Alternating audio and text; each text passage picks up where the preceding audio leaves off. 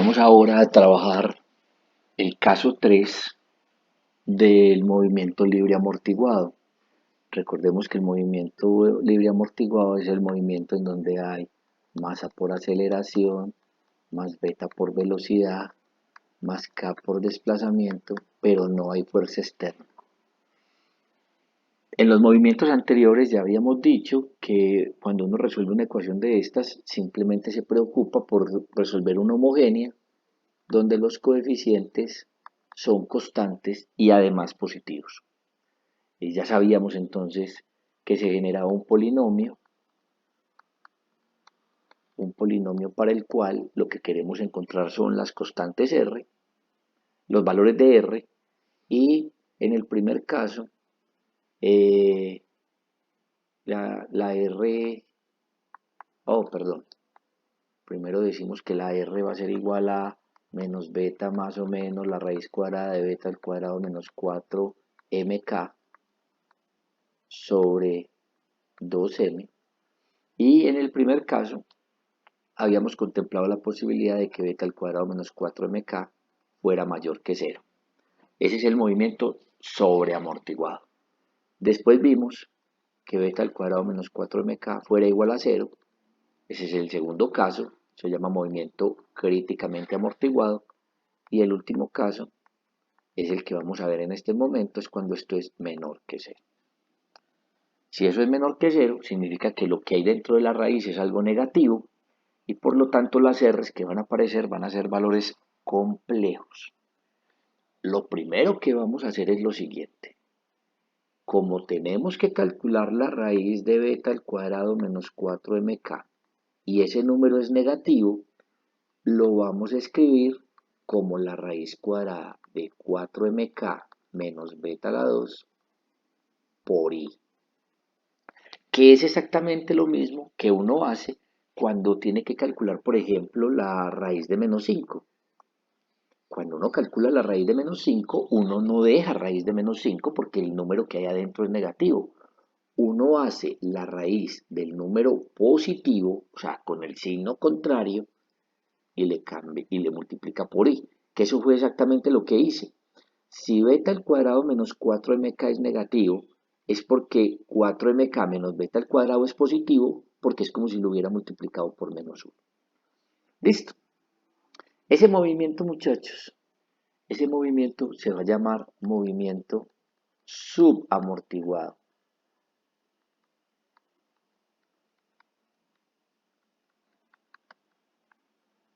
Y en ese movimiento tenemos que la primera R va a ser menos beta sobre 2m más la raíz de 4mk menos beta a la 2 por i sobre 2m.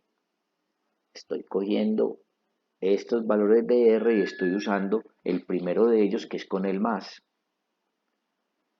El otro va a ser menos beta sobre 2m menos la raíz de 4mk menos beta a la 2 sobre 2m por i. Listo, teniendo eso en mente, entonces podemos venir a decir cuál es el conjunto fundamental de soluciones. El conjunto fundamental de soluciones para esa ecuación diferencial que es de orden 2. Este término es el que está haciendo las veces de A cuando escribimos A más o menos BI. Este término es el que hace las veces de A y este otro es el que hace las veces de B. Entonces, permítame este segundo, como es tan largo, lo voy a escribir mejor como W, para que no nos extendamos mucho escribiendo las soluciones, las funciones que son solución de la ecuación diferencial. La primera sería exponencial de menos beta sobre 2m por t por el coseno de todo esto que estamos llamando W, de W por t. Y la otra sería la exponencial de menos beta sobre 2m por t por el seno de Wt. Estas fórmulas es completamente innecesario que se las aprendan, porque cuando usted esté resolviendo un problema de estos y se dé cuenta que las R le quedaron complejas, usted ya sabe que las soluciones en el conjunto fundamental son exponencial por coseno y exponencial por seno. Eso no tiene nada que ver con que el movimiento sea masa-resorte, eso tiene que ver es con las soluciones complejas de un polinomio que está asociado a una homogénea de coeficientes constantes. Entonces, ¿cuál es la ecuación diferencial del movimiento de la masa? ¿Cuál es la ecuación que te dice cuál es el movimiento de la masa? La masa ocupa la siguiente posición. Constante 1 por la primera función,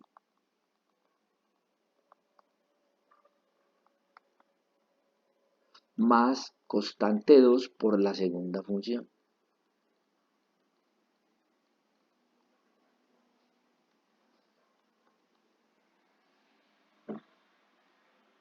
Obviamente, vamos a poder simplificar esto sacando factor común la exponencial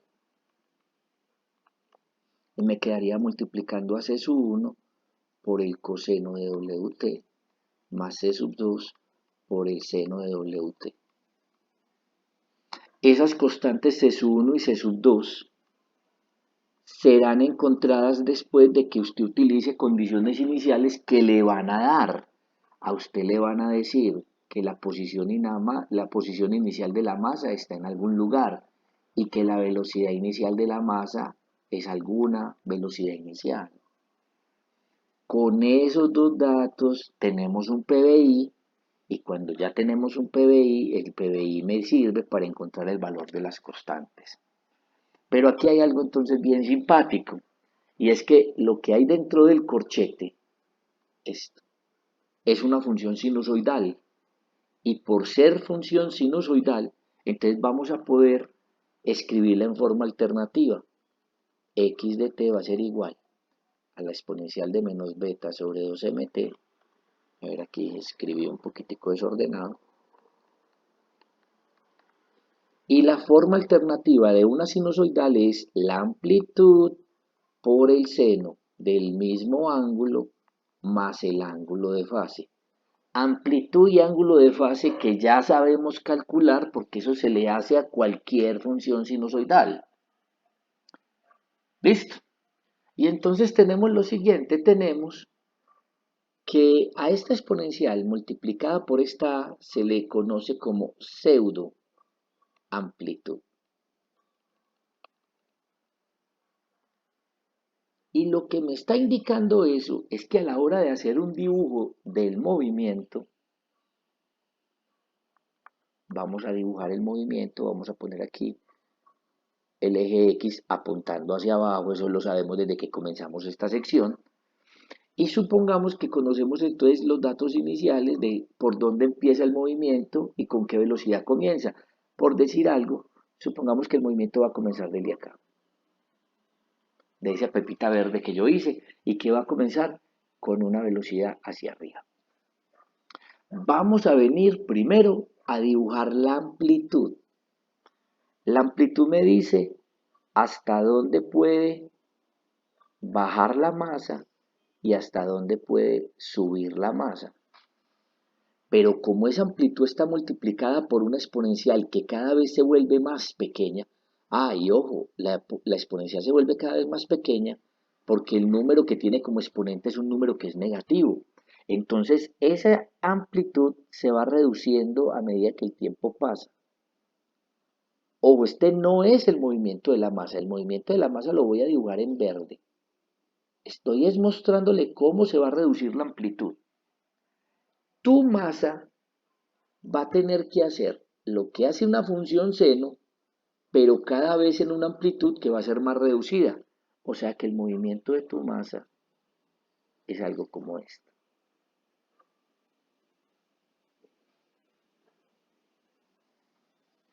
Tarde o temprano se va a detener, pero a medida que va avanzando el tiempo, el desplazamiento de la masa va siendo cada vez menor con respecto al punto de equilibrio.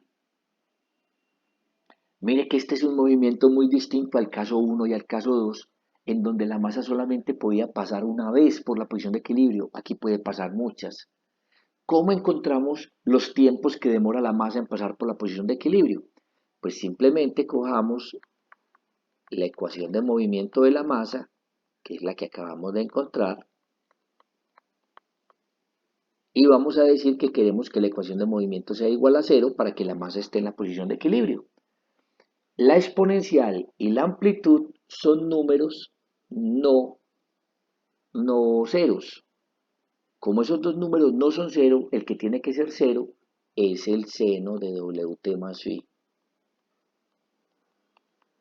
¿Y en qué ángulos? Recuerde que lo que hay dentro del seno es un ángulo. ¿En qué ángulos el seno da cero? En todos los ángulos que sean múltiplos de pi, pero múltiplos enteros. O sea, 0pi, 1pi, 3pi, 4pi, 5pi, o menos 1pi, menos 2pi, menos 3pi, menos 4pi. Nada de medios, nada de 3pi medios, ni de 5pi medios, ni de pi 3pi cuartos. No, no, no, no. Tiene que ser múltiplos enteros de pi. Por lo tanto, el tiempo que le toma a la masa pasar por la posición de equilibrio está dada por npi menos phi sobre w, donde w es esto de acá que me dio pereza escribirlo, así completo, completo, porque usted no necesita ponerse a aprenderse esa fórmula. Aquí se ve claramente que no hay un único tiempo, sino que van a haber muchos porque depende del valor de n que usted le vaya a dar a esta fórmula. No tiene que ser que esta primera vez fue con n igual a 1, no. Pudo haber sido que el primer tiempo positivo se presente con n igual a 0, o puede ser que el primer tiempo positivo se presente con n igual a 2. Entonces, cuando usted sepa con qué n se presentó el primer tiempo positivo, usted sigue dándole los siguientes valores a la n y va a terminar encontrando el tiempo para la siguiente, el tiempo para la siguiente, el tiempo para la siguiente, el tiempo para la siguiente y así sucesivamente, porque los tiempos son infinitos.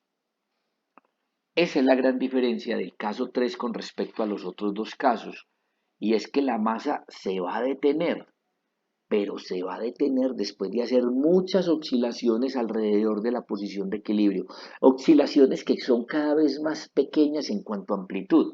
¿Por qué? Porque la amplitud se está multiplicando por una exponencial que cada vez se vuelve más corta. Y este es el concepto de resorte que uno normalmente tiene en la cabeza. Uno normalmente piensa que cuando un resorte se está moviendo y se comienza a detener, uno siempre piensa que el resorte está por encima, por debajo, por encima, por debajo, por encima, por debajo, con oscilaciones cada vez más cortas hasta que por fin se detiene. Y este es el caso 3 del movimiento libre amortiguado. Ya con eso tenemos las tres posibilidades.